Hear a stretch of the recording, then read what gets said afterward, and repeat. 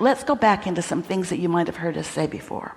In every particle of the universe, now, what's a particle? It's just the best word Esther could find for this clump of vibration that we gave to her. In every pile of everything, in every particle of the universe, in every experience, in every person, in every personality, in every particle of the universe, there is wanted and absence of wanted.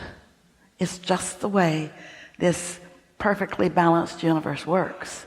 So if there's something in the room that makes you go, oh, I really do not want this, there is a knowing of what you do want, even if you can't put the words to it. Maybe the word universal assumption or universal infinite intelligent absolute knowing of what's on the other side of what you're feeling. Contrast helps you focus. Contrast is a good thing. You wouldn't even be able to see if there were not light and absence of it. It's the degree of the light and absence of it that makes you able to focus. Same with sound, same with everything. Same with everything that is vibrational. And so if you can hear us when we say that as you present yourself to the new segment, that new segment has the potential. Well, Abraham, I can see that if I was stepping into a room like this, that there would be a lot of potentials of wanted and unwanted and some degrees in between. But what if I'm just talking to one person? In every particle of the universe, that person has layers and levels of wants and don't wants and vibrational patterns and habits and beliefs. And so we don't want to make it sound complicated, because while you might be confused about how you feel because you're thinking a lot of thoughts about a lot of things and there's a lot going on and you got a lot coming into your inbox, your physical inboxes, your digital inboxes, your vibrational inboxes, your ear inboxes, you got a lot of things coming in that you're reacting to or responding to. The question that we want to ask you is, what were you doing vibrationally before the incoming came? And please understand that the incoming that came to you because you invited it in by the already there-ness. So there was the incoming that just came, but there was the already there with us that was there before the incoming came. I've not said it in quite that way before. There was an already there-ness that was there before the incoming came. Oh. But once you know that for sure, and once you try to get out ahead of it by deliberately doing what you do, like you say you're doing when you're driving, when you realize that every segment has a different potential of combining. And we don't want you to feel like you're just being blindsided when you walk in somewhere, because we're going to ask Esther to just settle down here a little bit, because what we were offering to her is so emphatic that her volume level just went way up, and she was about to shout at you. Because, never offered these words before, Esther's found a good one. You are predisposed for every single thing that comes to you. You practiced it.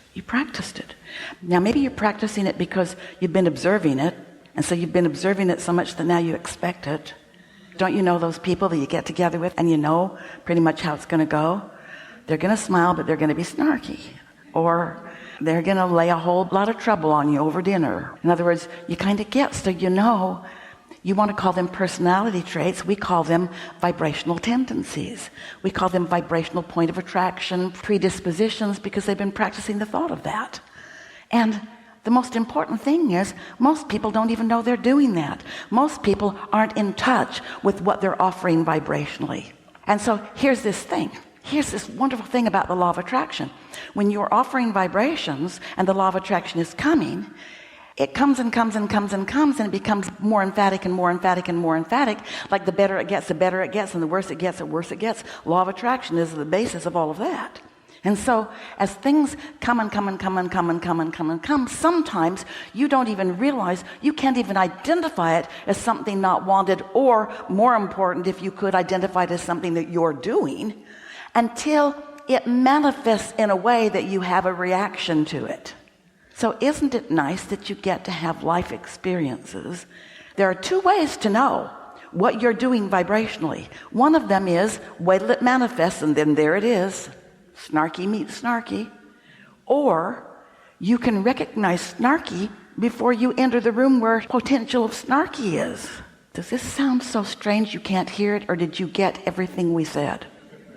That's really how it works. That's how it works. So are we expecting you to be tuned in, tapped in, turned on in every moment of the day? No. You'd like it better if you were, but you'd miss the contrast that helps you to define what you really want. You'd miss clarifying points that make you focus. Contrast is a valuable thing. Knowing what you don't want is a valuable thing, because when you know what you don't want, you launch a rocket of what you do want.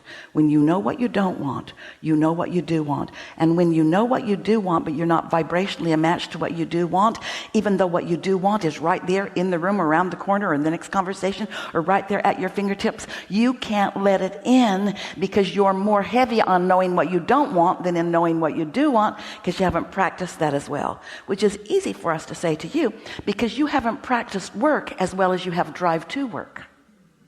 The way you described driving to work, we expected a wonderful thing to happen to you next, and when it didn't, we knew you walked into another segment where you had different expectations, mostly based upon what you usually find there. But what you usually find there isn't what you need to usually find there. It's just about what you've usually been finding there, because it's been what you have been predisposed to find. Esther remembers one of her earliest jobs. She was really young. She was so young she had to go to the youth division in the city. She couldn't go to where the older people went. She was so young she had to go to the youth placement to get this job.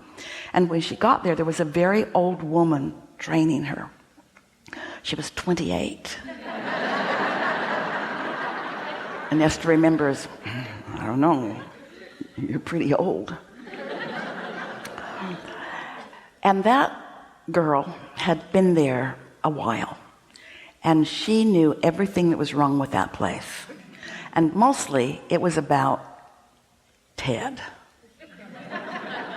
He was the manager, and he didn't know, we're quoting this woman, Ted didn't know diddly squat about anything, but he was the head honcho that got to make all the decisions, and he spent all of his day, we won't bore you with the details, but Esther was introduced to Ted through the lens of someone who hated him. And Esther didn't know anything about him. And she didn't know anything about the law of attraction either. And she didn't know anything about this old lady either. But it didn't take very many days of this person going on and on and on and on and on about that before Esther started noticing what she was talking about. Yeah, I can see that. I can see that. I can see that. What Esther didn't know is that he was one of the most high-producing people in the whole company, that he was really considered to be of a great value to this corporation that was all over the world. What Esther didn't know is that he was the nicest dad ever. They had the cutest little kids. What Esther didn't know is that he was like a master gardener. And later, when she saw his yard, she was just knocked over by the care that he had. In other words, there was so much that weren't in the room when Esther got there, because the other lady that had been there hadn't activated anything lovely in the room about Ted, just bad feeling stuff. So Esther got off on the wrong feeling place foot with Ted. It took 2 years before Esther started appreciating Ted. 2 years of misunderstanding. Oh, wait, wasn't a misunderstanding. This other person wasn't wrong about anything she was saying.